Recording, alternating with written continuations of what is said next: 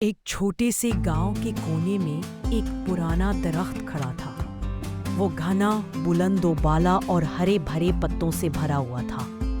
یہ صرف ایک درخت نہیں تھا بلکہ پورے گاؤں کی یادوں کا امین تھا۔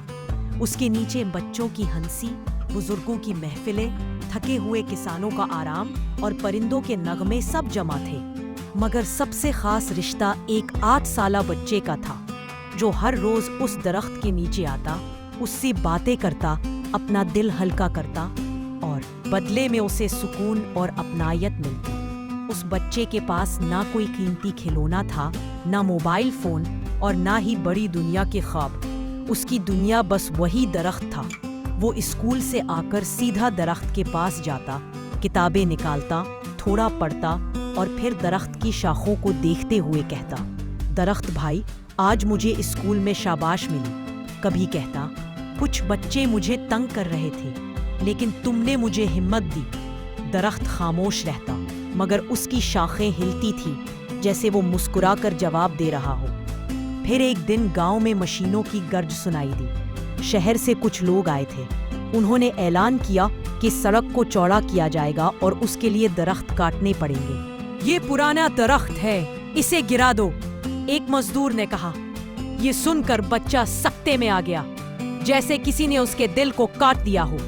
اس رات وہ درخت کے نیچے بیٹھا روتا رہا اور بار بار کہتا رہا، درخت بھائی، میں تمہیں بچاؤں گا، تم نے ہمیشہ میرا ساتھ دیا ہے، اب میری باری ہے۔ اگلی صبح وہ بچہ ایک کاغذ لے کر آیا۔ اس پر موٹے الفاظ میں لکھا تھا، درخت بولتا نہیں لیکن سنبھالتا بہت کچھ ہے، کیا ہم اس کا شکریہ نہیں ادا کر سکتے؟ اس نے یہ پیغام درخت پر چپکا دیا۔ راہ گزرتے لوگ رکنے لگے، پڑھنے لگے، سوچنے لگے۔ بچے بھی آئے اور حیرت سے بولے، یہ تو سچ ہے، ہم نے تو کبھی سوچا ہی نہیں۔ وہ بچہ اسکول گیا، ٹیچر سے اجازت لی اور پوری جماعت کے سامنے درخت کی کہانی سنائی۔ اگر یہ درخت نہ رہا تو گرمی میں سایہ نہیں ملے گا، پرندے کہاں بیٹھیں گے؟ میں تو یہاں بیٹھ کر اپنے خواب دیکھتا ہوں، اگر یہ گیا تو میرے خواب بھی چلے جائیں گے۔ ٹیچر نے پرنسپل کو بلایا۔ بات اسکول سے یونین کونسل تک پہنچی۔ گاؤں کے بزرگوں نے بھی یاد کیا کہ اسی درخت کے نیچے ان کی جوانی کی تصویریں تھیں، باتیں ہوئی تھیں۔ آہستہ آہستہ ایک چھوٹی سی تحریک نے جنم لیا۔ بچے بڑے سب نے مل کر درخت کا شکریہ مہم شروع کی۔ ہاتھوں میں پلے کارڈز، زبان پر نعرہ، درخت بچاؤ، سایہ بچاؤ۔ جب سڑک کے انجینئر دوبارہ آئے تو انہوں نے پورے گاؤں کی آواز سنی۔ انہوں نے سڑک کا نقشہ بدل دیا اور درخت بچا لیا گیا۔ وہ دن خوشی کا دن تھا۔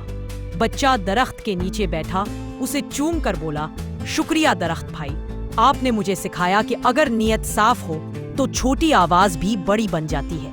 درخت کی شاخیں جھومتی رہی جیسے وہ کہہ رہا ہو، اور میں تمہیں سکھاتا رہوں گا۔